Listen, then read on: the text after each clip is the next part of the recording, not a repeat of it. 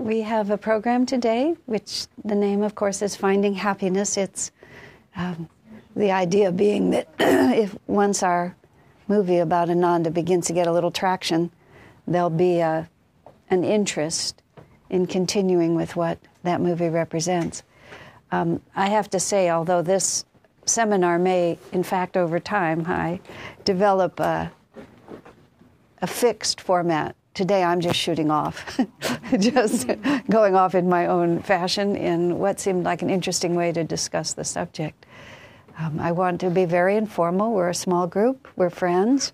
So I'll talk and then give you an opportunity to ask questions. This subject is infinite, and we could come at it from whatever angle appeals to you. So I'm going to present a beginning, and then we can go from there.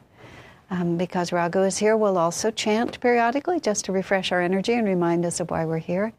I think our program is 3 hours. Is that correct? And we'll take a break every hour or so. The basic idea that we're talking about today is probably one of the most important human realities, which is simply the quest for happiness. Yogananda, this is Yogananda's picture. He's the author of Autobiography of a Yogi, and he was the first Indian master to make his home in the West. He came in 1920. Now, every teacher from India, the world is one place, so people all come back and forth all the time. But in 1920, when he came, no one had ever seen someone like this. There had been 2 other Swamis who'd come to America prior, but they stayed a brief time, Vivekananda and Ramdas. No, what was it? Ramtirtha, yes. But they just came briefly. But Yogananda came, stayed. He lived in America for the rest of his life with only one visit back to India, which was a little over 30 years after that. He died in 1952.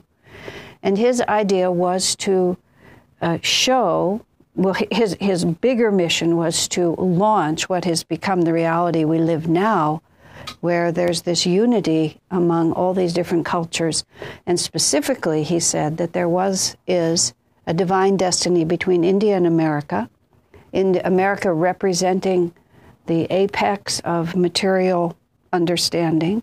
India, as Master called it, is the guru of the planet and always has been, because it has always been the custodian of the ancient traditions of not religion so much as spirituality. Sanatan Dharma is the word for it, which means eternal truth.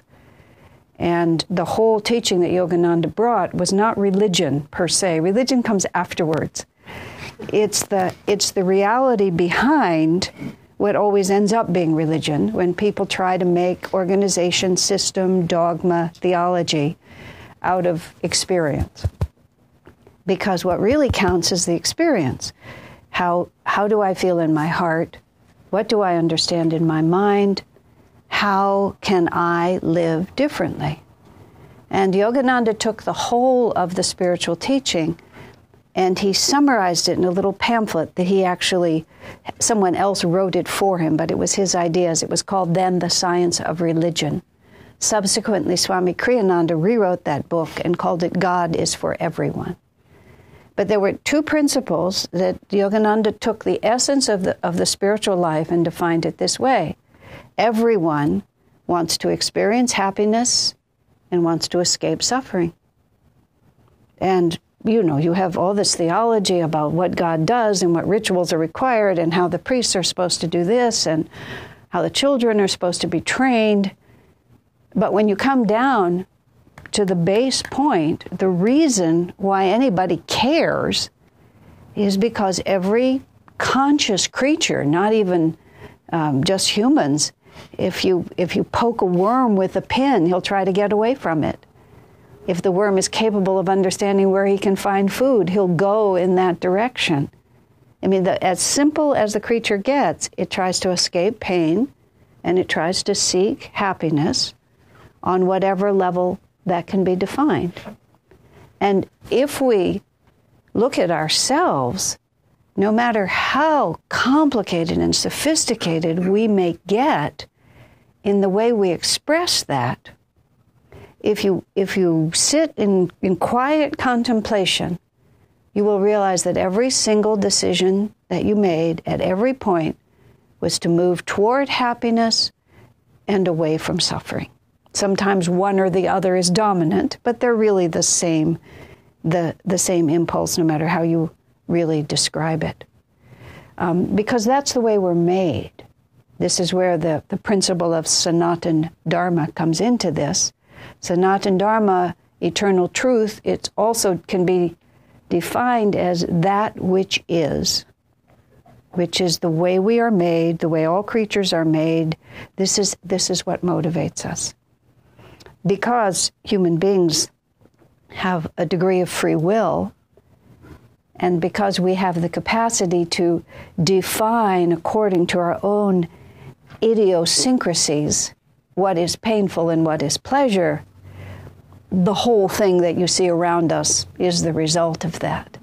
People do things that they consider pleasurable that others consider completely painful.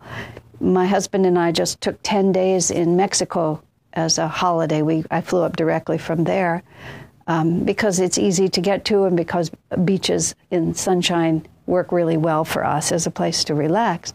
Of course, Mexico is a very somewhat pleasure-oriented culture, more so than we've been to beach resorts in India. With Swami Kriyananda, we have often been to Goa, which is also a wonderful place to vacation. I was saying when we were in Mexico, beach culture is more integrated into the Mexican culture. And when we were in India, there was always this like conflict between all these Westerners with their beach culture and the more dignified restraint of the Indian culture. But of course, when we were in Mexico, one of the characteristics of the way people enjoy themselves is with an enormous amount of loud, I won't use the word music, although that's the word that people use, recorded sound. And the place where we stayed itself made sure, as Anandi, my friend, put it once, that you were never alone with your thoughts for even a moment. But what I found amazing was even in the midst of that, some people carried their own sound systems, so that they didn't have to rely on the distant loudspeaker, but could have it right here, quite apart, from the sheer incompatibility with my nature, which, I just tuned it out. We had a wonderful time. It was a beautiful place. But I said to David, what's going on in their consciousness? That they can't walk, that even when you get close to the surf, which is, of course, where I would sit, because then I could hear the ocean more than I could hear anything else, some of them would take it down to the surf so that you would be sure not to have to hear the ocean. You would only just hear that sound with it. But quite apart from how I felt, what are they thinking? Everybody, well, the phrase that I love is, it seemed like a good idea at the time. Which, no matter how later you wonder what you were drinking or sipping or smoking at the time, you still think it seemed like a good idea at the time. Even though all your friends told you that he was an abusive alcoholic, it seemed like a good idea to marry him. I don't know. It just did. And you do, and then you're so startled afterwards that it just worked out differently than you expected. Everyone around you says, we told you. You told me. I never heard you say that. All of that, but seemed like a good idea at the time, so we did it. Well, what happens to us over enough time is that the good ideas and the bad ideas kind of sort themselves out. And if we're paying any attention, and of course we don't always pay attention, some kind of pattern begins to emerge. And we begin to see that certain actions bring certain results, and those results are not desirable. Now, it just has to be said, for any of this conversation to work, we have to recognize that it takes more than one incarnation to do it. And that's just a premise of Sanatana Dharma, is that we did not appear out of nothing and we do not dissolve into nothing after this is over. That this life that we're living, this body that we're wearing, is a moment in a much longer saga. That, in fact, the very body that we put on were putting it on because it seemed like a good idea at the time, to incarnate in this particular way to this family with whatever this destiny is going to be. There's a book coming out that someone sent me a preview on. Some professor of psychiatry in Virginia has been researching small children's vivid recollections of previous incarnations. And Master said, Yogananda, I call Yogananda Master for those of you who don't know, and Master said that up until about the age of 6, your past lives are very vivid to you. And in fact, he said, if you want to know what your past life inclinations are, and even may be useful in this life, he said, think about what you were drawn to before the age of 6. Interesting. And he's found in studying these that these recollections are completely vivid, and then until about 7, 8, 9, and then the children just lose them. Even though they could remember them exactly, I think this incarnation takes over. Up until then, they're just sort of living in both worlds. They're not quite here. Taylor Caldwell, who's not an authority, she's a novelist, but she wrote lots of what she called far memory books, usually about some extraordinary woman who coincidentally resembled her, what a surprise, who did something remarkable in some ancient time. But she remarked that often when children are doing something like dancing or singing or playing music, and they have a sense of their own, a small child has a sense of their own magnificence. It's because they're actually living incarnations in which they were accomplished at these things. So even though now they're just waving little scarves around and thinking that they're being so fabulous, in their own minds they're back on the stage of the Royal Ballet or whatever it is. I had inclinations toward being a dancer when I was young. I never did anything with it in this life, but I had ballet classes when I was 5 and 6 years old. My mother let me take them, and I very clearly remember one particular recital. The tutu was pink, and it had silver ribbon around the edge like this, and a little silver ribbon across the top. And I remember I had silver ribbons in my hair. And for many, many, many decades, really, literally, I just always remembered just what a glorious experience that had been. And then a long time later, I saw a photo. Of course, I was anything but what I remembered. Even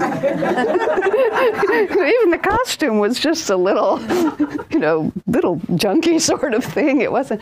But the experience to me, it really confirmed in my mind that thought. I mean, because what I lived through had nothing to do with what was going on around me. And it was so real. I mean, that even now, after all these years, like this is 60 years later, I can still feel it. I touched back in to something else.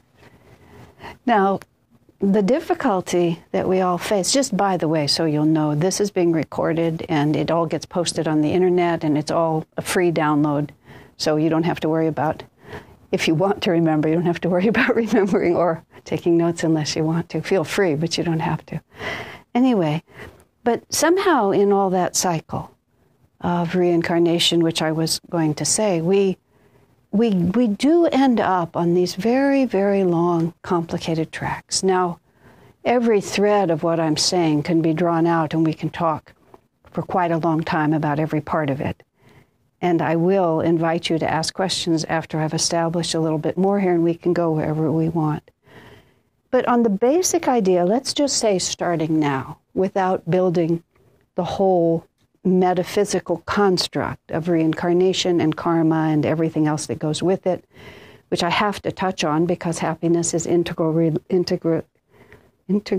related to the whole thing.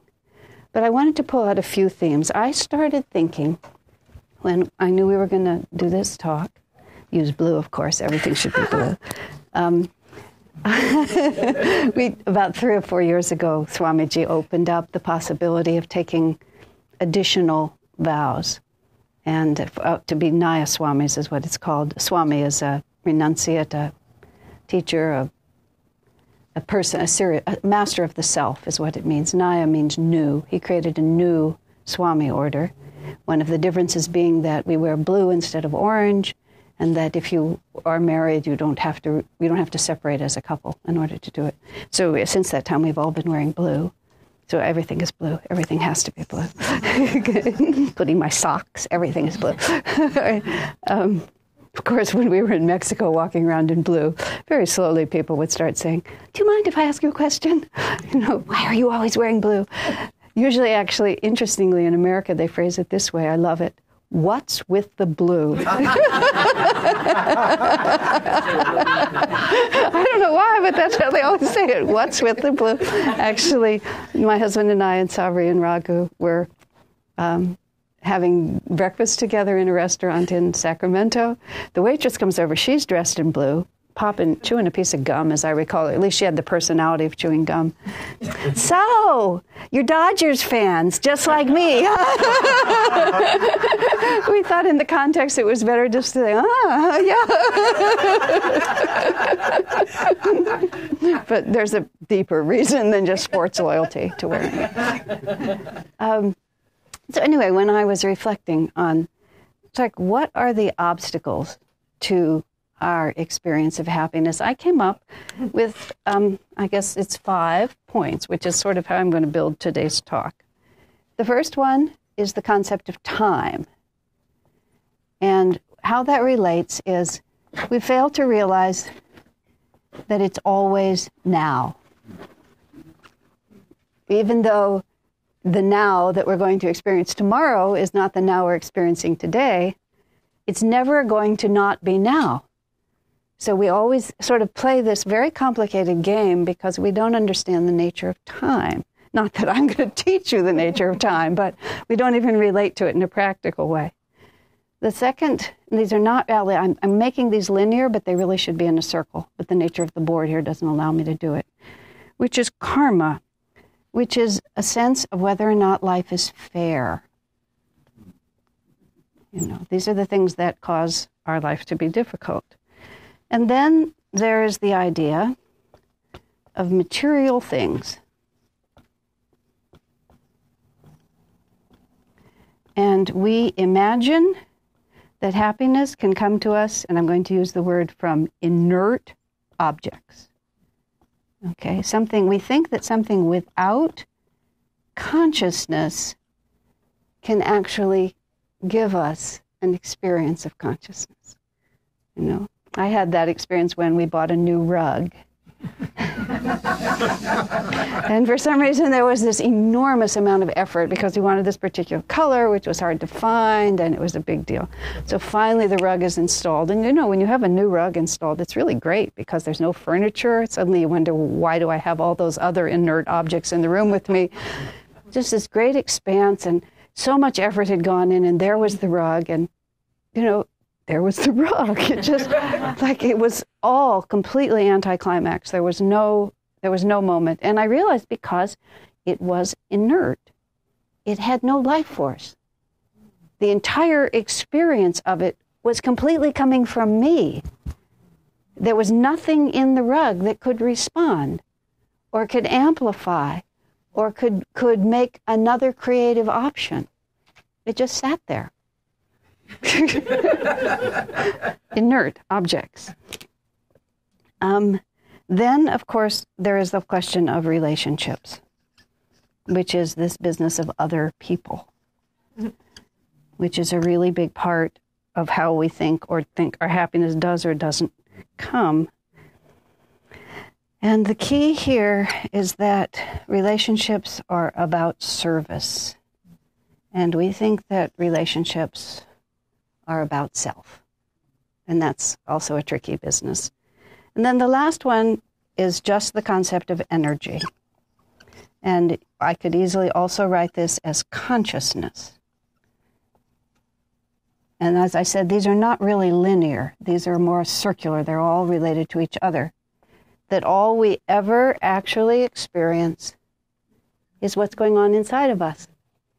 My pleasure in that rug was completely really my own inner experience, but I had tied it to this other. But all I was ever experiencing is my own consciousness, and our own energy is really the key to happiness, because if we have the right energy and the right consciousness, Nothing else matters.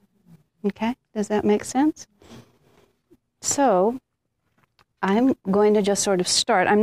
Do we have a second whiteboard by any chance? Yeah, why don't you give me, because then I don't have to erase this one, because I need to draw pictures.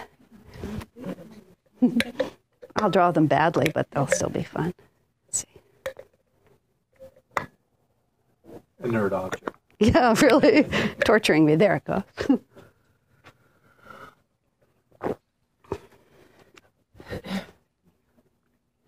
Okay. So I'll just take this guy, and I'll just put him right here so that he doesn't have to go away. Oops, is that going to work? Actually, it's not going to work. He's going to fall off, so I'll let you put it there. There, that's great. Okay, so I'm going to start first with the concept of time. It's probably the worst place to start. I think karma would be the worst place to start, but I'll start with time. It's very popular these days, and we owe Eckhart Tolle's a debt of gratitude for writing that book called Now, which I've never read, I have to confess. I've only read fragments of it, but I understand from many people, and it's also had a powerful collective effect on people's thinking, because he's worked so hard to explain a lot about time. Swamiji, for years, Swami Kriyananda, we don't have a picture in here, but for those of you saw him in the movie. Swami actually died last April, so I still speak of him in the present tense because he's only been off the planet for a short period of time, but he, for many years, and I've known him since 1969, so whenever I talk about Swamiji, that's really the source of everything for me. He would talk about the illusion of time, the eternal now. Every single time he would bring it up, and I must have heard him talk about it at least 100 times over 40 years. I would concentrate as hard as I could and say, this time I'm going to understand it. And every time it would just sail right over my head. I could never get a practical picture on it. I have to take far out ideas and I have to pull them into a world I can live in. And then he wrote a book called The Time Tunnel, which is actually a juvenile fiction, like for junior high school people. And it's about these two boys who find a laboratory and they go through a tunnel and then go back and forward in time. It's a delightful story. But in attempting to explain it on that level, time, I got a picture. I suggested afterwards that he should explain the Bible, the Bhagavad Gita, and Patanjali's Yoga Sutras, everything for 13-year-old people, because then maybe the rest of us could understand.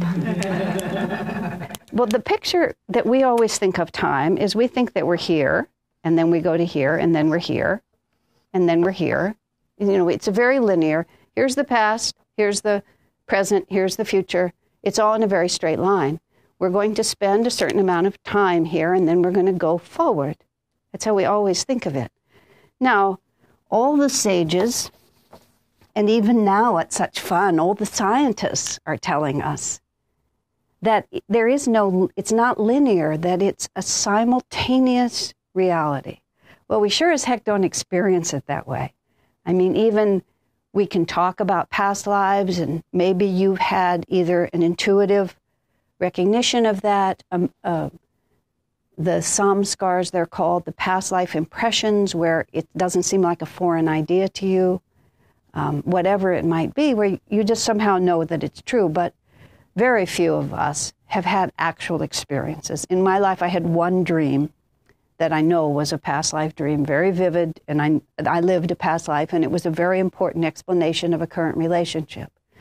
I've had a couple of other pretty strong intuitions, again, explaining a present relationship in terms of the past, but I'm just not one of those people who can tell you and talk about this, and it's a joke. Did we meet before? No, I don't think so. Maybe we were slaves and Greeks together, you know, because we're all the time meeting people we never met that we know.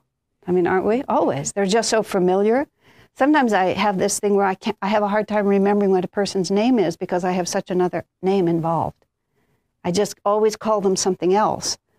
And, you know, you can just call it a senior moment. I'm old enough to be having those, but it's also, I really think it's like, well, the last time I knew you, this is who you were, and I just have to get used to who you are now.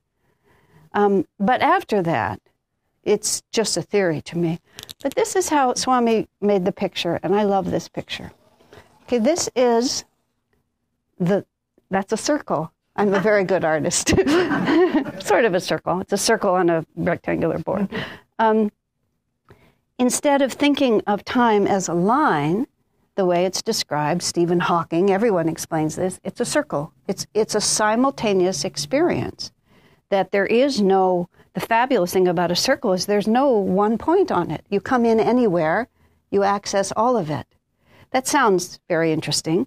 And let's say, we're here in Dallas in November 2013, so we're right here on that spectrum. But everything that has gone before and everything that will come after is already a potential. Now, we have this word, let's call it the eternal now, not just the now. But at the center of this continuum of time, there is this reality that we would call the eternal now.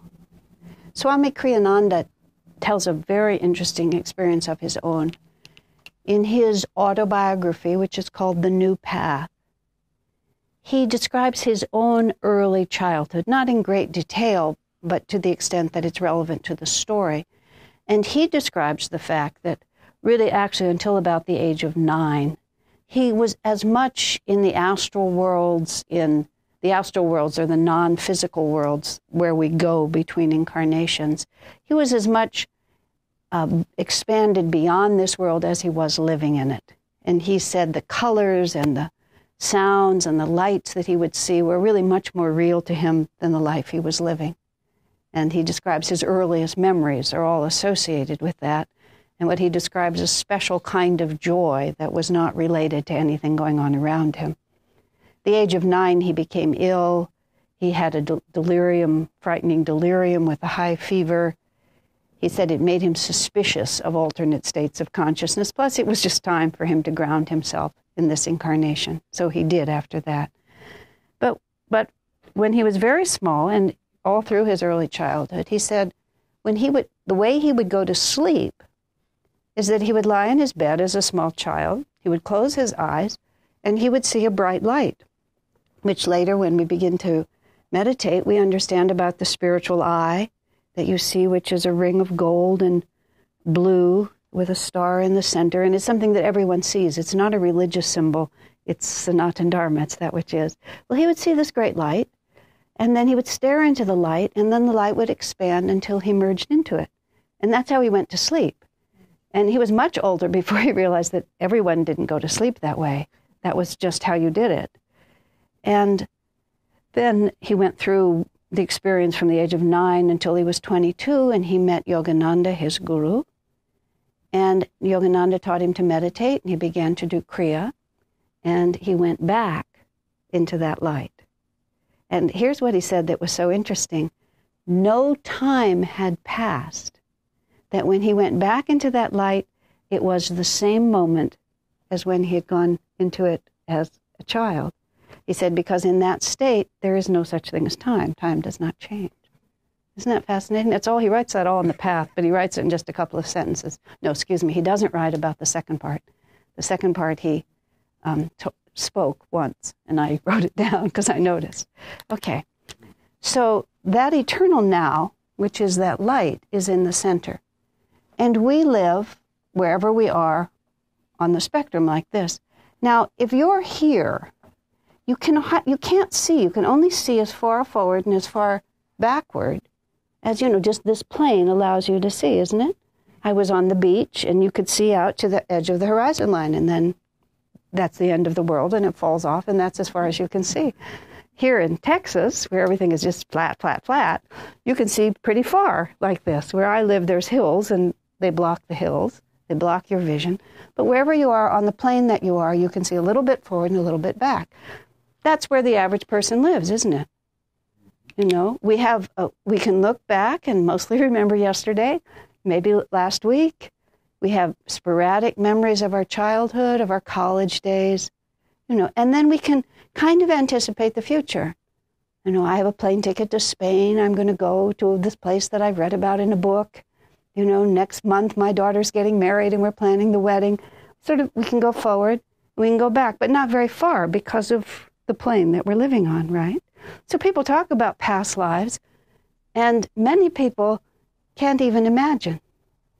And we also can talk about the future consequences of present actions, and many people can't even imagine because they just can't see any farther than their own nose. When we first took over the apartment complex where our community is, there were many people living there from various walks of life, and it was a fairly run-down place, and not everybody there had very elevated consciousness. And the apartment we first lived in was right next to where the cars were parked. And at 6:30 one Saturday morning, one of our neighbors pulled his car right up next to our bedroom window and decided he wanted to work on it, and he turned his radio up full blast. A Saturday morning, 6:30. And he starts working on his car, entertaining himself with whatever he wanted to hear on that radio. I sit up in bed like this. But what I was so interested in, and we're beginning to touch on karma now, is that I'm sure when someone else was extremely inconsiderate of this man, he would be completely shocked. How dare you treat me like that? Why are you treating me like that? Because he couldn't see past the minute he was living in. I want to play this music. Beginning, middle, and end of story. The fact that he was waking up the whole complex, that somebody might come out and belt him, that he might be setting in motion some kind of energy that was going to have a retribution on him at some other point. All of it was a complete blank. His sense of time, this is, you see, where time comes in, was just so small because he's absolutely glued and identified and defined by who he is in the moment and what he wants right now. In yoga, we call this likes and dislikes. This is what I want. This is what I don't want. Now. I mean, like children, except just because our bodies get big doesn't mean we mature. We just get more power to act out our ignorance, but we're the same. As long as so the degree to which you are blinded to past and future is the degree to which you are identified with the exact moment in which you're living right now. And this is yoga. We use the word attachment. If you're attached and defined, and everything depends on what's happening right in this minute, that's the only minute you can see. How you got here and where you're going later, completely blind. Of course, on the subject of happiness, how happy you're going to be able to be if you're completely ignorant about how you got here and completely ignorant about where this is heading, then you see that you have absolutely no influence over your happiness. You're completely a victim of your circumstances as far as you can see. And when we get over to the word karma, nothing about life is fair. It comes from nowhere. It had nothing to do with me because here I am in this moment, right? Now, if in fact everything leads this way, or I should say that this is a continuous reality from the center to the edge, that's what we really want to think about. If we begin to expand our sense of self, not only to be who I am right now, Asha in Dallas at this present moment, but I have a more vivid recollection of my past, and maybe it extends to the possibility of past lives. I have a clearer understanding of the consequences of karma and what I do now, how it affects the future. And I recognize that I've lived many times before and that I have a future that extends beyond who Asha is. Then I move sort of closer to the eternal now. And I identify with a bigger reality than just the one I'm in right now. I had a fabulous dream once. I loved this dream because I was so proud of myself in this dream. In this dream, as dreams are, I was going to be executed. And it was going to be sort of casual. I was just going to be executed. It was time for me to be executed. And I was going to have my head chopped off with one of those battle axes, those cartoon battle axes, that, with the big handle and the huge curved blade. And as it happened, a very good friend of mine had been assigned to cut my head off. And the whole thing was taking place like on this big sort of bare stage, like a theater stage. And it was time for me to be executed, and so I came there, and it was really like so classic. There was like a chopping block, like a big tree stump. And I was going to have to put my head down on this. And my friend said that, it was nothing personal, but it was just his job to chop my head off. And I told him to, no problem. I really appreciate that, it's just something you have to do. So he lifted up the battle axe, and I put my head down like this. Then there was just, as it was coming down, there was this 1 second thought, oh, this might hurt. Just like crossed my mind, wow, this might hurt. And then I remembered actually that Master said, when the soul knows that the body is about to be, attacked for one way or another, the soul will pull out before the moment of impact. This is a comforting thought to people who are like killed in violent automobile accidents, and you worry about how that person might have felt. He said, no, the soul knows it's about to go, and it just leaves. And people sometimes who have near-death experiences, often they'll talk about they saw the cars coming together and then they were above it, and they did not experience the impact because they left their bodies. Like, why would I hang out for this? Edgar Cayce was a savant who could go into trance and see altered worlds, and he lived, closer to the center here. He was in a building, and he was going to get into an elevator that was going up or down. Somewhere he was in the middle of a big skyscraper. The doors of the elevator opened. He started to step in, but without having any idea why, he hesitated and stepped back and let the doors close.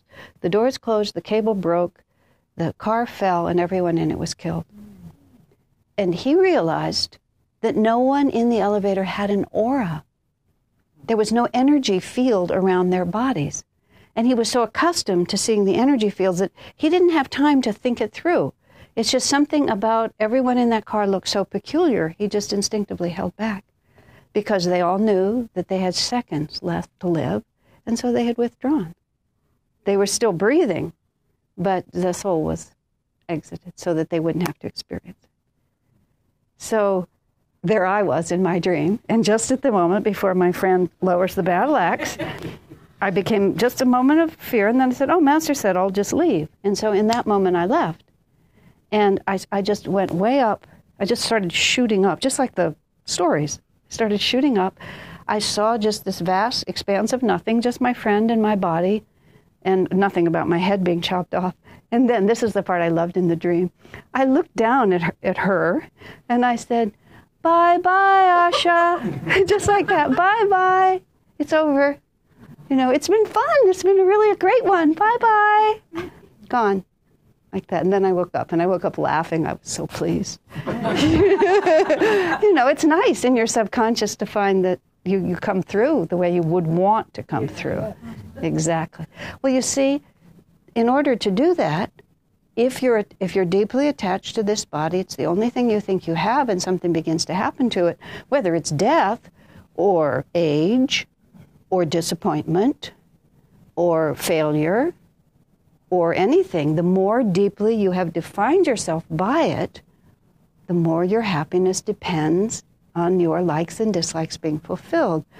The more you have begun to define yourself by a reality that expands, and the farther you move toward the sense of your true eternal nature, the bigger your perspective. You see, you can see more and more and more until when you come to the center. What's so fascinating, you see, if you stand at the center, everything is equidistant from what you call yourself. So that's why people of realization can see the past and the future. They can read your past lives. They can know where it's going. Brighu, this great sage from thousands of years ago, wrote specific descriptions of the details of people's lives that would be thousands of years in the future. Swami Kriyananda had some of those readings. Other friends of mine have had them. They're called Brighu readings. You can go to India and some places find it. He stood at the center of the eternal now, and he could as easily talk about 5,000 years in the future, 5,000 years in the past. It meant nothing to him because he was identified with eternity. Okay? Now, from the little point of view of our little lives here, because we're not being called upon to write readings about people who are going to live in the future, we're just trying to make it till tomorrow, and have today be pretty cheerful and tomorrow be pretty cheerful. But this principle of how we understand time, who am I? Where does my happiness come from? And do I have any reality beyond this present moment? Now, there's one more aspect of how time plays into happiness, which is also extremely important, related to this, but not exactly. Which is, the darn thing is, and sometimes this freaks me out. I can't really go there too much because I can understand why people go crazy sometimes when they think too much about things, is that we're always, well, I'll just use I'm always going to be conscious, and I'm always going to be this conscious. I mean, this consciousness, do you know what I mean? I'll always be me. Even if my name, my body, my culture, my everything changes, I'll just always be myself, and there's no way out of that. That was actually what brought me onto the spiritual path. And at the time it brought me onto the spiritual path, it was, let me see how to say this. This is very serious. There's a kind of metaphysical insanity that people go into. Not everybody you see wandering around on the street is actually having a real metaphysical crisis, but some of them are. And I've had a few friends in my life who've had moments of real break from reality. And I've felt in several of those cases that it really was a real metaphysical crisis. It wasn't an ordinary kind of mental break. It was actually seeing what the reality of life is, what the responsibilities are, where happiness and suffering come from, and just, I don't want to deal with that. And when I asked Swami Kriyananda about it, he gave me this very interesting answer. He said, madness is a stage on the journey to self-realization. He said there's, at some incarnation or another, you stand on the brink and you realize what is really going on here. That there's no shortcut, there's no rescue, there's no way to have a big enough tantrum that the rules are going to change for you. It's not fair. Yeah, it's not fair. That's exactly right. Let's see. Karma, fair, exactly. And you just say, I'm just not going to do this. I'm just going to look for another alternative. Because insanity is just going into a completely subjective world. For some reason, whenever my metaphysical insanity was, I think it was fairly recently, because I kind of get it. I feel a certain, it's not like it was a happy time or that I'm indifferent when I see people who are feeling that, but it doesn't seem strange to me. It seems very understandable. You've just gone into a completely subjective world. Just objective reality is too much. I'm just going to make my world my way. I'm not talking about, well, brain chemistry is created by karma too, so if it's brain chemistry, it's still karma. DNA is the result of the body that you chose, the family that you chose to be part of. It's all karma. Nothing is being done to you. You're just picking the place that's going to work for you through whatever necessary stage you need to go. And I was only 18. By the grace of God, it all came really early to me. But I recall two different parts of it. One was, to my memory, I lay awake all night. But you know, people say they lay awake all night, and that's about 35 minutes sometimes. But I remembered that night looking for a way to escape myself. Just trying to think if there was anything I could do that would get me out of just having to be me. Because by that point I figured out that what I was suffering from was this horrible sense of limitation. I just felt so limited. I couldn't articulate it when I was younger. So my first thought had been my solution was going to be that I would get married and I would have 12 children, because then I thought I wouldn't be so limited. There would be 13, that I could call my own. But I realized that 13, although a relatively big number of children, was still a very small number compared to eternity. And sort of that, I could see that wasn't really going to work. That wasn't going to actually solve, wasn't going to change the source of the pain. The source of the pain. And I didn't have the yogic words of ego identification yet, although at the age of 18 they were handed to me. And this is after I had them. I realized that the limiting factor was that I defined myself according to the body I was living in and the personality that I had. And that felt like it was a trap. I was entrapped by that. And a very important part of this is some part of me knew that it wasn't true. You know, if I didn't know that there was an alternative, you don't rebel against what there is no alternative to. It was just the way. I can't fly either.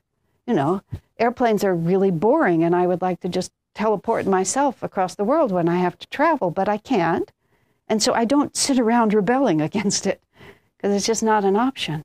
But I knew that there was an option to this tight grip that my egoic self-identity had. And I lay awake that night, and I just, in imagination, I cast about in every way I could think of. I could go to another planet. You know, I could just do all these other things. I had just begun to hear about reincarnation. I could, you know, take another body and another body. But everywhere I went, I would be there.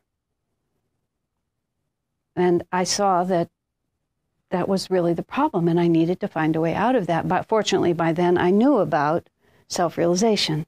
And self-realization with a capital S, you see, is the opposite of self-realization with a small s. We live in the self-realization with the small s, and the way to freedom is the self-realization with a capital S. We realize that what we call ourself is really different than what we think it is.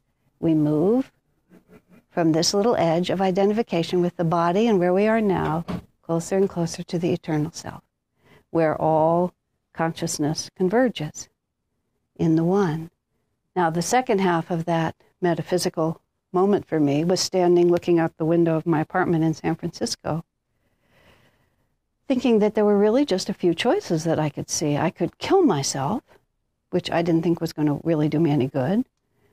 I could become a drug addict, which I also sort of had that been there, done that kind of feeling about it, not in this lifetime, but, and you know, people become drug addicts because of the unbearable pain of being conscious. Again, it's like, okay, it doesn't work. The problem is it doesn't work. It's not like it's a sin or anything like that. It just doesn't work. If it worked, great, but same with suicide. It just doesn't work. You knock off your body and you're still there. You know, and that's really depressing because you've gone really far on that one. And, you know, it's just karma. People learn. It takes a while, but they get out of it. Yeah, you're right. I mean, I'm making light of something that's not funny, but it is funny because that's the way we are. And so those were two choices. And then I thought I could have a mental breakdown because that's like a familiar turf to me. That sort of had been my exit strategy for a while, was to go a little crazy. But that one, I remember vividly. I was standing right there looking out the window, and I thought, oh, you know, but it's really expensive, takes a lot of time. and you're really exhausted at the end of that. And then sooner or later, when all the drama is done and you're back out of the hospital and you're on the meds and all that, you're just going to be standing here looking out the window. You know, so I thought that's not going to work either. And shortly after that, I met Swami Kriyananda. Like really, really soon after that, I met him. And he was the doorway out because he'd done it. That's the only, I mean, he was living here. And as soon as I met him, I was just like that. Oh, my God, he's done it. He has it. And I just knew it. I don't know why I knew it. It was the grace of God. I just knew, I literally knew it as soon as I laid eyes on him. He didn't even speak. He's done it. He's not trapped. It's like his consciousness had no edges, you know, and it walked in and I saw it. Whew, there it is. And I just made a commitment. And 40 years later, here I stand, because that was what we were looking for. So where that relates to time and happiness is that if it's not working for you now, it's not going to work later, because there is no later. Later is now. And that now will just simply be all the steps you've taken between this now and that now. Whether or not it's multiple incarnations, whether you've traveled across the world, whether your body is aged from childhood to old age, there's going to be another now, and that now is going to be the sum total of absolutely everything you're doing in this one. And one of the things that totally traps us, is the thought that it's going to be better later. And so I don't have to put out the effort now, or what I'm doing now has no consequences because it's going to be better later. And then it plays into these other things, like if I have a whole lot more inert objects, then that future now will be a lot more pleasant than this now, because we imagine those inert objects are going to change the quality of that now. But nothing does. All we ever have, and this comes down to energy and consciousness, all we ever have is the reality of what we have made of our inner self. Now, as I say, on one hand, when we really get that, suicide, drug addiction, and mental breakdown looks better, because all the responsibility now comes back. Now, the other side of that is, and this is the good side of it, is this fantastic sense of freedom, because we suddenly realize this is in my hands. It's all fair. Nobody's doing anything to me. Nobody has ever done anything to me. I have created this now, and if I want a different one, in this now, I create the future now. And the whole practice of self-realization, all the teachings of the masters, everything is all about how to escape suffering and how to find happiness. And you can be a Buddhist, an Islamist, a Jew, anything you want. When you trace any true spiritual teaching back to its core, it's all about how to escape suffering, how to find happiness. And if you're really at the core, it's not paradise in the future. And that's where Islam, for example, the way people are interpreting it now, I do this now and I have paradise in the future, but what I'm doing now is evil and hurtful, and somehow that's going to create paradise in the future. This is not Sanatana Dharma. This is a distortion. I mean, and Christians have done bad things, and I'm not singling it out, but it's a very dramatic current example of how religion drifts away from truth. Because truth is always about now, it's always about energy, it's always about consciousness. Okay, do we have any questions or thoughts? I'm going to tell you that book, Eckhart Tolle's book, The Power of Now. If you did read it, he has a metaphysical break that leads to this consciousness. And the break was he was laying in bed at night and he had the thought, I cannot live with myself. Exactly. Yeah, and he went into he sort of fell into an abyss. And then when he woke up, his consciousness was different. But that was his thought. Yeah. Sooner or later, after you go through literally zillions of incarnations, literally zillions, is there such a thing as literally zillions, but lots. That's what happens. It finally cycles back, and you realize the one consistency is your energy and your consciousness. That's the one consistency. And you realize if that's different, everything is different. I have a question for you. I don't know how to actually put this, I think, is when you do come back, and it's stated in a lot of the books and stuff that you come back as far as you've gotten. You mean when you reincarnate? When you reincarnate, that's as far as you've gotten. But do you bring your personality with that, or this personality with it, or is it just you have another personality because it's not a personal thing? Swamiji uses the story of Yogananda's incarnations, talking about the ones that he himself stated. He was Arjuna, he was William the Conqueror, he was Ferdinand the Wise in Spain, but all incarnations, he was soldier-like, he was conquering, he was a brave warrior, whether he was physically fighting war or not, but he had that nature.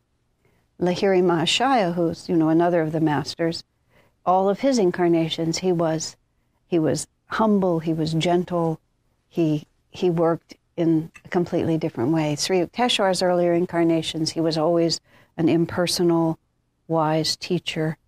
So from that, you see, there is a certain, here, let's put it a different way. Yogananda says that every atom of creation is, the phrase he used, dowered with individuality. That there is this unique spark. In Sanskrit, the word is jiva. There's no equivalent word in English. We use the word soul, but it's not as accurate. Jiva is that unique individual spark of divinity, which is always you. From the beginning of creation, I don't know how to explain that, but from the beginning of the creation to the time of your self-realization, there's always, it's traceable. So we think of this incarnation, the astral world in between, this incarnation, we think of these as all separate. But they're exactly when we all walk from here to that room, things will have changed a little, but not very much. So do you think if you're, like you have that madness, Uh-huh. you know, you don't want to end that way with that madness, or you brought it back? The madness for me would be, I think it's a metaphysical stage that everyone goes through, and because I'm an intensely mentally active person, so it would be natural that that's how I might express my confusion. The dark night of the soul?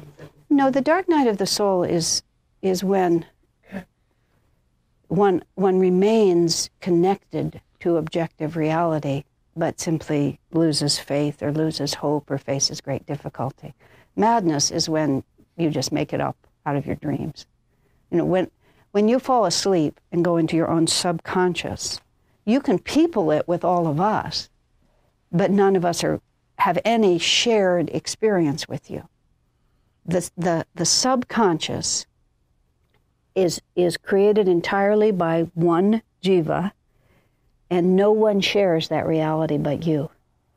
Whereas now, where we are on the conscious plane, we each are having our individual experiences, but we're essentially together. We would describe the same room. We all know that we're here. But if you dreamt about all of us last night, we wouldn't know that we were there, because it was all created out of your own subconsciousness. So madness is a complete descent into the subconscious world, where you're just making it up and you have no connection. No. No, it's not metaphysical. It's just completely subjective. That's where the word comes from. It's entirely subjective. That's where you meet people and they're talking to folks and they think that I'm the Queen of England and they think that somebody is attacking me, but none of it has any objective reality. And it's a holiday. It's just a holiday from having to live. Having to face the serious problem of making a living and having relationships and dealing with what's really causing me pain, which is I'm so tired of me. So I'll just take a holiday. My father had age-related dementia the last 2 years of his life, and it didn't upset me. He was taking a holiday. If my mother had been ill for a long time before she died, he was just tired. So he just took a little break. Kind of like in a good mood dementia. As it happened, no, he was very lucky. I was very lucky. He was lucky. That's kind of like why I'm asking, because my mother did that, but it was more of a angry. So well, that's because she's going to come back angry. Well, age-related dementia at the end of your life, I'm not quite sure what the karma of that is, but she's definitely showing you what she's been storing up. There's a certain part where your brain just breaks, and you can change that. Of course you can. Nothing lasts. You can change that in your life if you end up with dementia. Well, here's the answer. No, here's the answer to it. No. But Nanette, let me answer you. This is all about the now. Okay? My uncle, who died at the age of 96, and I helped him through the end of his life, he went a little bit like my dad did, except he didn't go so sweet. My dad went really sweet. He forgot what he was worried about, and he just became so dear.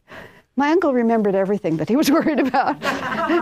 And he was a good man, and a noble man even in some ways, but he was an arrogant man. And he always thought he was the smartest man in the room, and he often was. But he just scorned everybody else. And his brain froze there. And he would tell me these stories. He would repeat, how people do, repeat the stories of when they were so idiotic and he was the only one who knew, but they didn't listen. And he would get all fired up about it again. So I thought I'd try to help him. So after about the 10th time of one of the same story, I said, do you really enjoy just remembering how angry you are about these things? And he said, yes. And I just thought, okay, great. You're still enjoying it, so keep on enjoying it. His choice. Yeah. I have a question about gender identity. Gender? Yes. Uh-huh. In your earliest memories, don't seem like you were female. Mm-hmm. Well, Oh, the soul has no gender. The jiva has no gender, and we are male and female as it serves us to be so. So if you remember that you were male, it's because you were. And if you remember being female, and you see sometimes people incarnate in one body and they just can never identify with it. They just are still held by whatever they were before. That whole gender confusion identity, even with metaphysics, it's very complex, but it's perfectly comprehensible in terms of reincarnation. As to what the proper response is, that's individual. But yes, of course that's true. I joked because I have joked a lot because I came up, through the 60s and the 70s where women were really asserting themselves, and a lot of those women never found my peers, had very difficult time finding men to marry. And I joked and I said, we are the men we would have married, It's just the problem. We're them. It's interesting you expanded on the thought exactly where I was going. Yeah. And, gender roles in our particular age are just, the only word I can think of is a mess. We're in a transition. I mean, we're going somewhere. It's not like we're going nowhere, but the transition is just a state of absolute confusion. Men and women, nobody really knows who they're supposed to be because these tight identities don't work anymore and the new identities are not defined. And that's where we're caught. And a lot of what I actually think of as souls that are perhaps more comfortable being males, deliberately incarnated in female bodies because this is a time for women to assert themselves. It's oxymoronic, women asserting themselves, because feminine, and forget men and women, feminine is receptive, masculine is active. And what exists cosmically is not men and women, but yin and yang. Yeah, yin and yang. That's the best because yin and yang is neutral. Yin is the receptive, yang is the outward moving, and both are absolutely required for life to be in balance. But let me think, I lost the thought for a second. Oh, yes, but in society as a whole, the idea is that if there are more women in positions of power and influence, then there'll be a balance in yin energy. The unfortunate thing is that many people in female bodies are more yang than the men. And so instead of asserting what's really needed, which is a more feminine view of life, some of them play the male game more than the men play it. So it's a mess. It's a very interesting time, but it's a mess. Yes. So to move ever more gracefully into the eternal now. And that's a lovely way to put it. To move ever more gracefully into the eternal now. So what are your highest suggestions? Your, priority. I know detachment, and it's worked well for me to detach from materialism and things of that sort, of that nature. What else? What are your highest suggestions? The rest of this 2 hours. Karma, material things, relationships, and energy. That's exactly the right question. What do we do now? Yeah, I was just starting with this idea, but that's exactly the question. How do we get from there to here?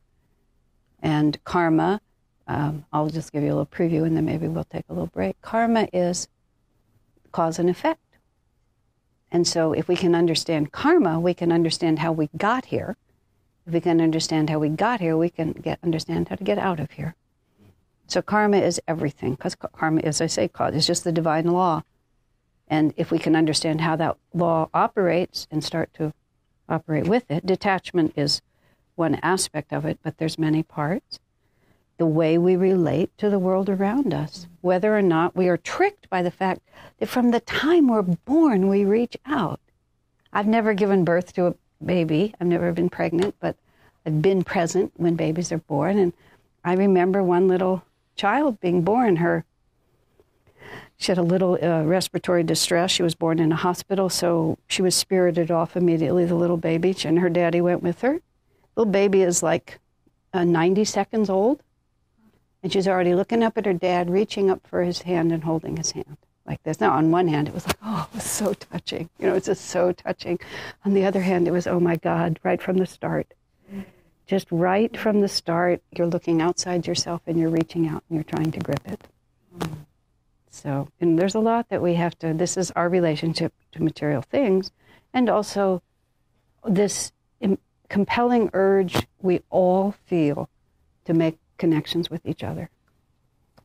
And so how do we work with that? Okay, and then the answer to all of that is our inner consciousness. So, yes, we will talk about it. Any other questions before we take a break? Yes. Just one more comment. The best explanation of that I ever heard was in a book that, there's another guy's name, Donald Washington, but he said it's like an apple. Uh-huh. It's always there all the time, and your life is like a worm going through the apple. It's just the direction you're traveling is time, but you could travel in any direction if you knew how to do it. Okay. Actually, I have one. Worms in the apples. Yes, Eric. Uh-huh. The guy who played the music, in some sense, if he was truly in the now, that would be admirable. Uh-huh. But The guy who played the music. the guy who drove up and played all the music. Oh, yes, got it. Thing, Yes.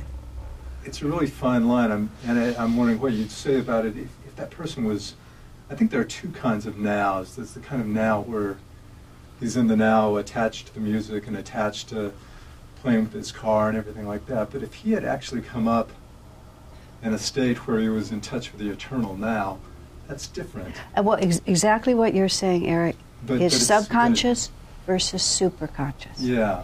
Okay, subconscious is the only reality you know is the reality that you're creating out of identification with your own likes Right. and dislikes. The superconscious is where you're in touch with all of reality simultaneously. The superconscious is where Swamiji went, both as a baby and as an adult meditator. And when you're in the superconscious, you are connected with everything, and then you also are in the now. So and subconscious and superconscious can look a lot the same. Can I ask you, would his loud music and what he was doing have shown up differently? He might have done the same thing. But he would have known there was somebody else out there besides him. See, subconscious is he was the only person in his universe. That makes sense. And there was no other consciousness in his universe except his ego-identified consciousness. In superconsciousness, you have no ego identification. You have identified equally, literally, with all beings. Yogananda could feel, he said to one of his disciples, "You have a sour taste in your mouth, don't you?" And how did you know? He said, "Well, I'm as much in your body as I am in mine." So can I ask you one other question? Of course. If he had gone in there and when he played that music and he was doing it, if he was doing it in a state of perfect superconsciousness, would you have woken up with a joy hearing his music? Well, first of all, he would have been listening to a different station on Ah. radio. That would have been a clue. No, That's because music is a language, and the language and the music that goes is affirming the ego identity, and that's why it's not good. He would have been repelled by it, because there would have been nothing in him that wanted to affirm that identity. He would have rejoiced in freedom from that identity. Okay? No, it's very objective, yeah. Also, wouldn't it also be part of your own karma to have heard that, whether it's just to tell this story or not? No, it's absolutely true. Yeah. And that's why karma is always fair. He would never have woken me up. Even if it's just to tell this story to us. Well, no, he woke me up because, gee, I bet in my life I've been inconsiderate of someone at some point or another. What do you think? What are the chances? Okay? I parked underneath her window. Yeah, he parked underneath our window. No, I'm not going to say he did it just for the sake of the story. He did to tell me that somewhere, and this is where karma is always fair, somewhere back here, I subjected others to the same. This is karma. I was going to give you time to breathe before we went here because this is a tough one. Somewhere I subjected others to the same pain that's being inflicted on me. Swami puts it as bluntly as that, and that is really hard to accept. So you used to like that music? I used to like that music, and I used to impose that music on others, or the equivalent, or the equivalent. And so that's how come I know it's a bad idea.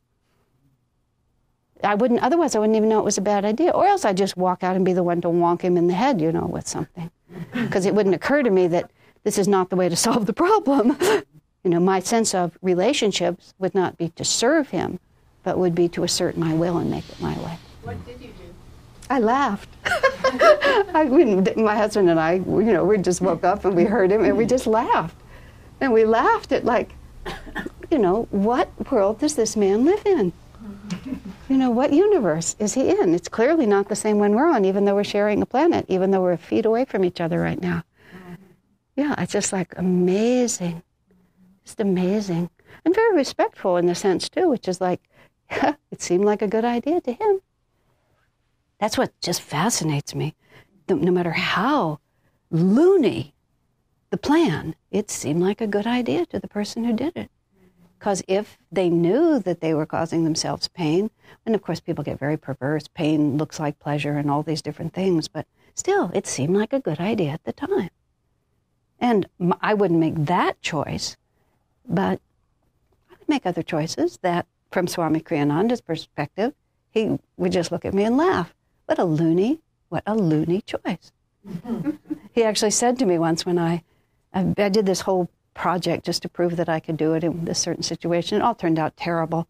And at the end of it, he smiled at me and he said, yes, when your ego gets involved, you make terrible decisions. Which I just loved. I was so glad he put it like that because, yeah, absolutely. He just got me right. But it was true. It was so true. Again, it made me laugh, and I've never forgotten it either. Yeah. Yes. You say that when we withdraw and go towards eternal now, we can see the past, the future. Yeah. Right? But we have a greater visibility, but that doesn't mean we can go and change the past. The time is still linear, right? Because the past is past. You might have visibility, you might see it, but that doesn't change the fact that... But here's how it affects us, though. This is when we come into karma, you see. If you understand the present in terms of the karma that you have yourself created in the past, then the present makes sense to you. And you don't feel that you're being treated unfairly. And you also can solve the dilemma of the present in such a way that it will make the future more what you aspire for it to be. So no, it doesn't change it. The fact that this unpleasant thing was imposed upon me means that I need to have that unpleasant thing imposed upon me because it's the necessary karmic balance, and it's an unlearned lesson. And so understanding that, I respond differently now than I would have responded, and if I respond appropriately, I shift the causes for the future. And that's where the perspective on past and future helps us, you see, because now it's not such a mysterious, who knows why things happen, who knows what's going to happen. We're consciously participating. Does that make sense? Yes, but then our response is so much pre-programmed. How do we know that we program appropriately? Do we have that freedom to respond? Oh dear, we're already to free will. We're only... Because something happens and we react, and then again we react. So it's like never ending. No, it's not never ending. It's like if you're driving on the freeway and you're going 85 miles an hour and you miss your exit. And you realize you wanted to get off there, but you're way in the left lane and you're going really fast. But that's the exit you want. So it takes a while to slow down. It takes a while to change lanes. It takes a while to find another place to get off the highway. Then you have to come all the way back. But you're not lost. If you don't even know where the right exit is, you just sail right past it and you don't know where you are. But so, yes, it does, because momentum is there. And you have to work, you have to shift the momentum. And so there may be momentum to react and react. But you know that's not where you want to be. And once you know that, it begins to change. But we're talking about dealing with the illusory now, and that's irrelevant. I'm sorry, explain to me In other what words, you mean. the outer circle is the illusion. We want to be in the eternal now, not the illusory now. No, the important point here, Yogananda put this so practically. A dream is real on the level of the dream. And as long as we're in it, the fact that it will look different to us when we escape from it is interesting but not relevant. Because if you are still, as Yogananda said, if you knock your dream head on the dream wall, you have a dream pain. And so there are ways that you can spin it out with words, but it's your choice. For me, I always want to pull a thread, no matter how far it gets out. I want to pull that thread right down to where I'm standing. So even the question of how much is predetermined, how much is free will, I really have no idea. But I know for a fact that when I got up this morning and I was hungry, if I had eaten half a box of chocolates, which I like chocolates, I would feel pretty terrible right now. So instead I had a fried egg and a piece of toast. Okay? So whether it was predetermined that I would have the fried eggs, or predetermined whether I'd eat the chocolate, in the little tiny dream world that I live in, I can see that certain actions have certain results. And that's enough. I don't need to be able to take it into infinity because I suffer. It becomes very, very practical. My certain actions have certain results, and I'm the one who feels it. So I can have fun out here. But I never talked about time ever, because I just couldn't. And then suddenly I thought, time is actually really a practical idea here. So ever since then, I've been talking about it. So, and then that's not an answer, but that's the way I deal with it, because I can't think of another way to deal with it. Swamiji would talk about, and so imagine a planet where there's no movement and there's no sun, and so because there's no space and then there's nothing moving, then there's no time. And he would say that over and over, and it was just crystal clear to him. And every time he'd start, I would just go, I try so hard.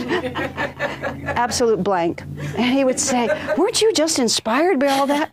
No, Swamiji, I just don't get it. And then he would do it again, and I'd try. But to him, it was right there. It was just never there. It still isn't there. I've spent so much time thinking about that planet where nothing moves. I just can't go there. Yeah. So I have some other hands flashing. Yes. I kind of had one question about karma, and I guess this whole thing about destiny and whether or not we actually have free will. Mm-hmm. But looking at your diagram here, and understanding that our actions, kind of come back around to us. So, can you look at karma, unpleasant or not, as a way to start to recognize the patterns of your choices? Absolutely. And then, once you kind of understand that, you can be conscious about what choices you make. Absolutely. I mean, you can understand karma as simple as, do I have a half a box of chocolates for breakfast, or do I have a piece of toast and an egg?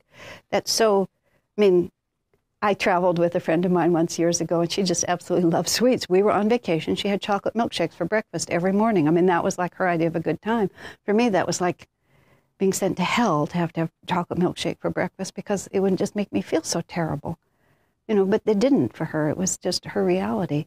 But what I'm saying is that, I lost the thought for a second there, that, you can begin to see, what am I inclined to do? And what are the consequences of my inclinations? And, I'm looking at the three of you with your beautiful dark faces here, and, two sisters and a husband, and you all have a very similar vibration. And, if I was standing in the midst of you, at least physically, I look very different. But clearly you all are all in tune with each other. And there was a certain reason why you made yourselves exactly who you are, why you found each other, why you are what you are. And I look around the rest of the room at the people I know, and some of you I know less well. Isn't it fascinating? Look at us. We're all so different. And each one of us, and we had to be exactly as we are, because everything, karma is unlearned lessons. Unlearned meaning I identify with something other than infinite bliss. Finding happiness. Infinite bliss is who we really are, and we know that. That's why we're so bummed when we don't have it, right? If it wasn't possible, we wouldn't care. But we all know that, and we just picked at that moment of when the sperm and the ovum come together, we saw that was going to be a good possibility for me to learn what I don't know. What do I not know? And so everything that comes to is something you don't know, meaning something that distracts you from your experience of infinite bliss. And it's a big challenge. That's why we have these stages of metaphysical madness. This is it's not for sissies. This is a serious business. Yes. You talk about karma, and then you have the unpleasant stories about what happens to children. Yes, you do. How do you? Well, because the concept that karma is always fair is enormously challenging. But you see, children are not children. They were old people before. I knew you were going to say that. And that's why no, you've got to have reincarnation. Because if you don't have reincarnation, none of it works. I mean, so there's no way around it. You cannot make it work without reincarnation. It's the first time it made sense when I heard you say that. When Swami Kriyananda was, close to 80, he came to our school. We have a elementary school for children. You all saw the movie. You saw some of it. This little girl, she kept looking at him. She was about 7, and she knew about reincarnation because she heard it in school. She kept looking at him because he was, to the end of his life, a peculiar mix. His body got older and older, naturally, and he had a lot of physical debilities. But his consciousness simultaneously got younger and younger and freer. So when his body was just sitting somewhere and he didn't have to carry it around or do anything much with it, he looked like he was 7 years old. It was just... So she stared at him, and finally, like children do, she just walked up to him sort of like this and demanded, "How old are you anyway?" So he looked right at her. This was Sinead. He looked right at her and he said, well, I'll put it this way. He said, when you were an old woman, I was a little boy. And she kind of went like that for a minute, and then like a light bulb went off. Oh, I get it. And she walked away. So, yes, they are small, and yes, we have a responsibility and all of those things, but there's no clean slate. I mean, what do you think happens to, what's the guy who just took all the money, Madoff, Bernie Madoff? I mean, when he dies, is he like innocent when he's born again? I mean, he's gone to jail for a few years, but think how many people's lives that man ruined. Just, so, like, does he just, nothing happens? So he gets to be a little kid for a while. But all that karma's just there. It doesn't go away. Grace? Pardon me? What about grace? Well, grace is the ability to finally understand what you've done. Grace is the light of understanding. Grace is not a vacation from the divine law. Grace is the courage to face into the truth and go forward. And yes, grace is what saves us in the end. If we just had karma, we'd be at this forever. In trying to solve one, you'd be crashing into another, thing. But there's a point at which, when you really want, this is not an inert reality. This is a vibrating magnetism of divine love that's trying to pull us into itself. And all of these masters are committed on our side to pull us in. So something happens. That's different. Yes. And so our children, we suffer for them. Oh, much more than we suffer for ourselves, don't we? Yes. I don't even have any, and I suffer for them. And I find myself wanting to save my 15-year-old from what could possibly happen in this crazy world. And so why do we suffer so much for, of course we have the attachment.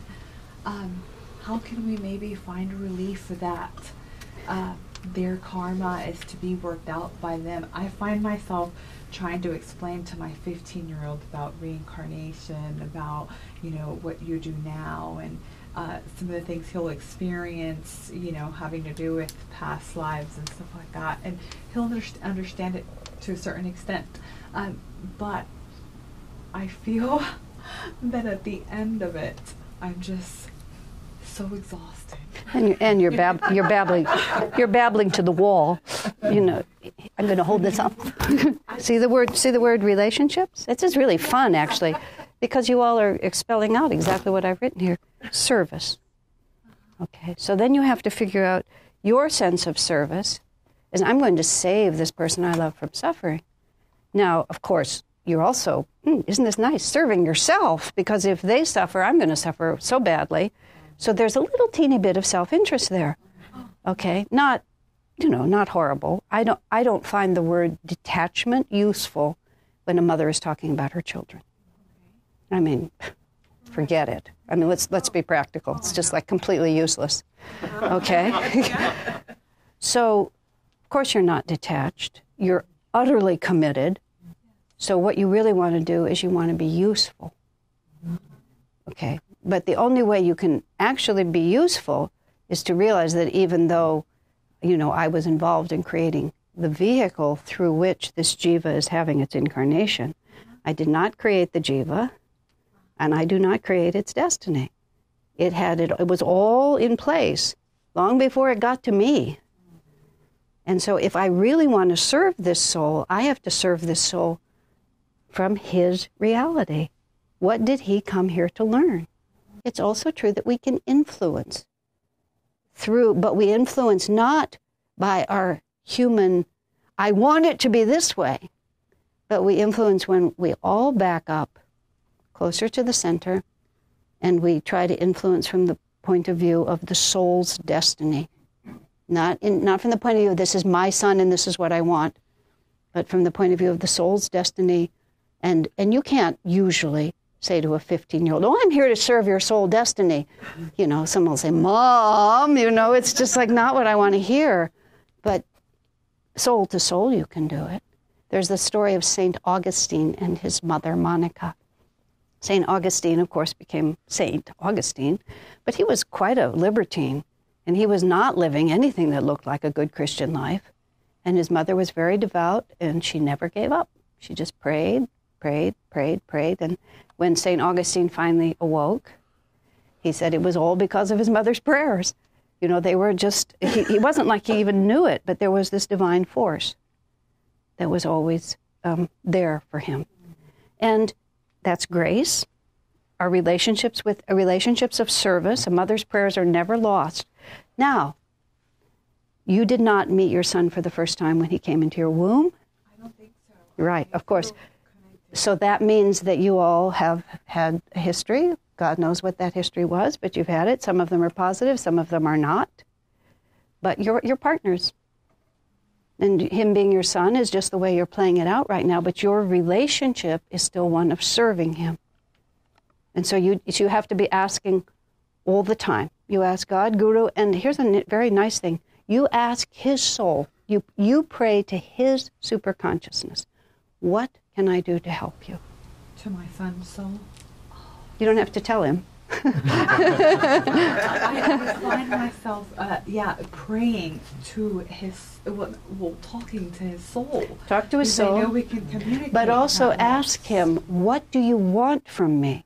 I'll tell you an interesting story of a single mom who raised a very fine son, who turned out to be a great big son. These little tiny people, they just, he's just this huge man now. And for years, she was a single mother. For years, she did affirmations on his behalf. And they generally got along pretty well. She would affirm these realities for him. When he began to be 13 or 14, he just became very, very angry with her. And she couldn't really figure out why. And she prayed about it, and she realized that he felt her affirmations. He felt her trying to force him to follow a certain path. It didn't make any difference how positive that path was. He did not want his mother to be forcing her will on him. So she shifted her prayer, and this is, again, grace. Divine Mother, he's your son. And so her prayer became a constant, just offering him back to Divine Mother. He's your son. You have to take care of him. He's not listening to me, so you have to take care of him. And when she backed off of that, he became less angry with her. I mean, these relationship of service. Now, she would think, what could be better than my affirming for him that he's this and this and this? But it wasn't. It didn't serve him. He was not there to be under his mother's thumb. Yes? The hardest praying for me lately has been praying for people who are ill, who I love, and praying for God's will for them, not my will. Well, again, you see, likes and dislikes, attachments, it all comes back to the same thing. Yeah. I would feel better if the world conformed to what I prefer. This is not for sissies. Many, many, many. I mean, think about your own life. Many times, it's the hardest things that we go through that teach us the most.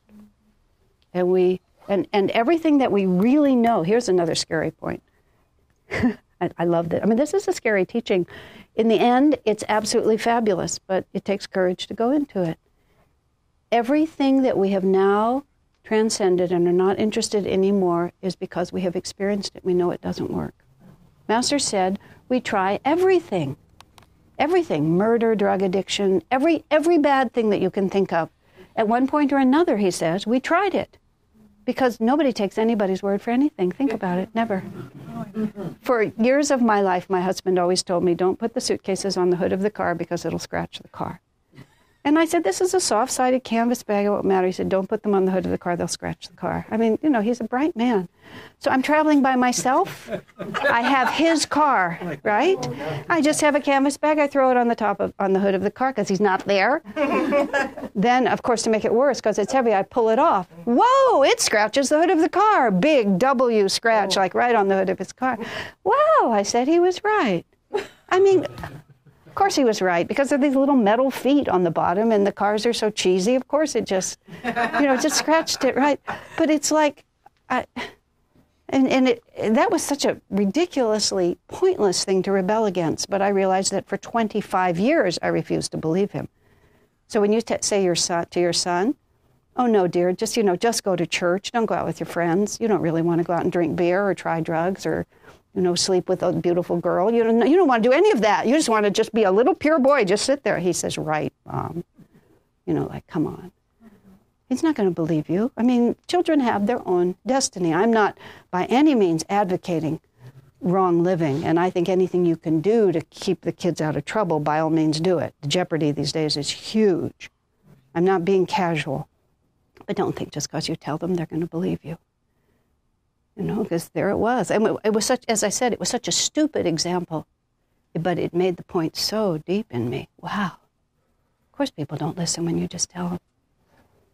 Fortunately, I was visiting a friend. I promised you a break a half an hour ago. I was visiting a friend, and I said, call David. Tell him I scratched the hood of the car with the suitcase. Because when you tell him, you'll just laugh about it, and then by the time I get home, it'll be okay. So that's what community is for. Community is great for marriage, believe me. We're always helping each other out. So he told him by the time I got home, he was laughing. And it wasn't nearly as bad. I had my friend exaggerate it, too, so that by the time he got home, it was like... I have to give people a break. If I could just, because of the subject, lest we judge, a child or a baby that's born with some horrific thing and say that's their karma totally, isn't it that we're all interrelated? Sometimes they can choose to have something to teach the mother and those around them. But let me say, merely because it's difficult doesn't mean it's bad. That's the key there. That's the more important key. Just because something is very, very hard, why is that bad? That's what I was saying a few minutes ago. Sometimes we have to go through it because we will never know until we go through it. And once we know, we really know.